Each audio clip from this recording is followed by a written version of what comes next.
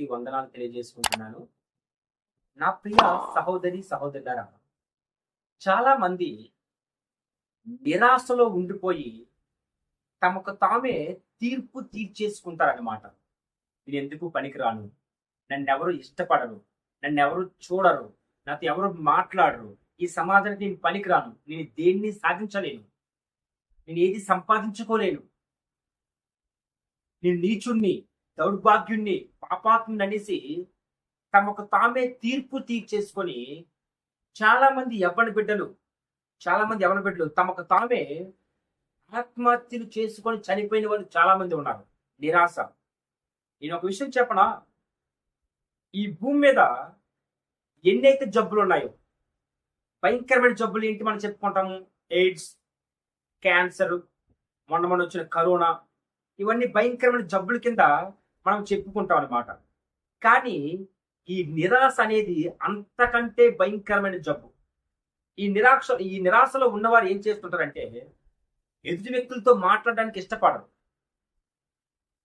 అందరితో కలిసి జీవించడానికి ఇష్టపడరు, తెలిసిన వ్యక్తులతో మెసేజ్లు, ఫోన్ కాంటాక్ట్లు మాట్లాడడానికి ఇష్టపడరు. కానీ తెలియని వ్యక్తులతో, ఎవరో దూరపు వ్యక్తులతో మాట్లాడడానికి, తమలో ఉన్న అనుభవాలను, తమలో ఉన్న భావాలను చెప్పుకోవడానికి ఇష్టపడుతూ ఉంటారు. కాబట్టి ఇలాగా నిరాశ నిస్పృహల్లోకి వెళ్ళిపోవడం వల్ల నా ప్రాణం ఎందుకు అనేసి తమ జీవితాల మీద తమకే అసహ్యము అయినంత విధంగా వాళ్ళు నిరాశలోకి కూరుకుపోతూ ఉంటారు. ఈరోజు ఈ వాక్యం వింటున్న ప్రతి బిడ్డలు ఎవరైనా నిరాశతో ఉన్నారా? నాకు ఎందుకు ఈ జీవితము, నేనేది సాధించలేకపోతున్నాను, ఎన్నిసార్లు ట్రై చేశాను కానీ అది దక్కలేదు, ఈ నిరాశని వెంటాడుతుంది, ఈ నిరాశతో పాటు బాధలోకి వెళ్ళిపోతున్నాను, దుఃఖము కమ్ముకొస్తుంది అనేసి ఈ వాక్యం వింటున్న బిడ్డలు ఎవరైతే ఉన్నారేమో, నా యేసు ప్రభు, నా దేవుడు, నీ నమ్ముకున్న దేవుడు మీతోనే మాట్లాడుచున్నాడు. తీర్పు తీర్చుకోవాల్సింది మీరు కాదు, తీర్పు తీర్చవలసింది ప్రభువైన యేసుక్రీస్తు వారు. ఆయన తీర్పు తీరుస్తాడు.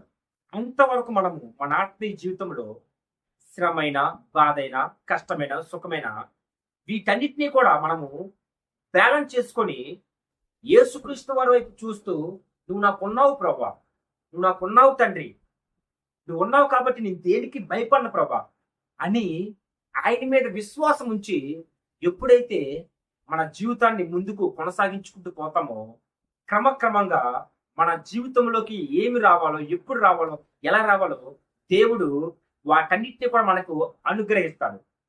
దేవుడు ఆలస్యము చేస్తాడేమో కానీ అలక్ష్యము చేయడు. మరలా చెప్తున్నాను, జాగ్రత్తగా వినండి. దేవుడు ఆలస్యము చేస్తాడేమో కానీ అలక్ష్యము చేయడు. అంటే విడిచిపెట్టడు నిన్ను, నీకు రావాల్సింది నీకు ఇవ్వకుండా ఉండడు.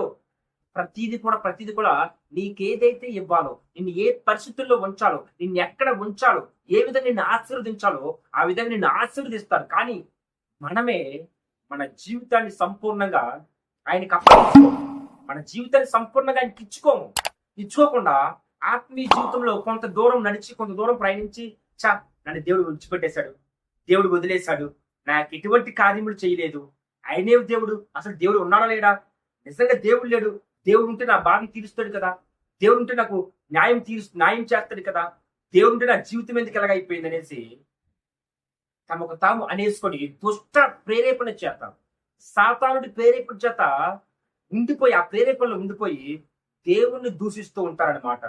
నా ప్రియ సహోదరి సహోదరులారా, 99 అడుగులు వేసిన నువ్వు 100 అడుగు ఎందుకు వేయలేకపోతున్నావు? ఒక దైవజనుడు చెప్పాడు, ఒక వ్యక్తి 99 అడుగులు వేసాడు సక్సెస్ కోసం, 100 అడుగు వేయకుండా, 100 అడుగు వేస్తే సక్సెస్ వస్తుంది కానీ వెనక్కి వచ్చేసాడు 99 అడుగులు వేసి, నాకు ఏమీ జరగలేదు, అసలు నాకు సక్సెస్ అనేది రాదనేసి. నీ ప్రయత్నం నువ్వు చేసుకుంటూ బ్రో, దేవుని మీద ఆధారపడి జీవిస్తూ, నీ సొంత జ్ఞానం మీద కాకుండా దేవుని జ్ఞానం మీద ఆధారపడి జీవిస్తూ నీ ఆత్మీయ జీవితంలో ముందుకు కొనసాగుంటూ బ్రో, దేవుడు ప్రతిదీ కూడా నీకు ఇస్తాడు. డిఎల్ మూడి అనే దైవజనుడిని ఒక వ్యక్తి అడిగారనమాట, మీ సక్సెస్ కి కారణం ఎవరనేసి.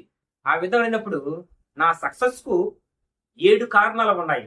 1 ప్రార్థన, 2 ప్రార్థన, 3 ప్రార్థన, 4 ప్రార్థన, 5 ప్రార్థన, 6 ప్రార్థన, 7 ప్రార్థన అని చెప్పాడు అనమాట. ఎందుకంటే ఈ మాటను బట్టి ప్రార్థనలు ఎంత శక్తి ఉందో చూసుకో. కాబట్టి సమయం దొరికినప్పుడు ప్రార్థన చెయ్యు. నిరాశ నిస్పృహ నీ దగ్గరకు వస్తుందేమో, అది విడిచిపెట్టేసి ఆ నిరాశలో నుంచి బయటకు వచ్చేసి ఏదేమైనా జీవితాన్ని దేవుడు చూసుకుంటాడు. ఈ జీవితాన్ని ఇచ్చిందే యేసు ప్రభు. ఈ జీవితాన్ని ఈ యొక్క శరీరంలో ప్రాణాన్ని ఉంచిందే యేసు ప్రభు. ఈ జీవితాన్ని నడిపిస్తుంది యేసు ప్రభు, కాపాడుతుంది యేసు ప్రభు, ప్రాణంతో ఉంచి జీవింప చేస్తుంది యేసు ప్రభు. కాబట్టి ఆయనే చూసుకుంటాడు. ఆయన మీద ఆధారపడి జీవిస్తాను. కష్టమైన నష్టమైన లాభమైన దేవుడు నాకు తోడే ఉంటాడు అనేసి ఎవరైతే ధైర్యంతో ఆత్మీయ జీవితం ముందు కొనసాగుతూ పోతారో వాళ్ళు విజయాన్ని సంపాదించుకుంటారు. మీ సహోదరి సహోదరులారా, ఈ వాక్యం ఉంటున్న నీవు నీ జీవితంలో ఉంచుకొని, నీ యొక్క హృదయంలో ఈ వాక్యాన్ని ఉంచుకొని, ఎప్పుడైతే వాక్యం తగ్గట్టుగా విధేయత కలిగి జీవిస్తావో నా దేవుడు నీకు విజయాన్ని పొందుతున్నాడు. ధైర్యంగా ఉండు, అనుదినం ప్రార్థించు.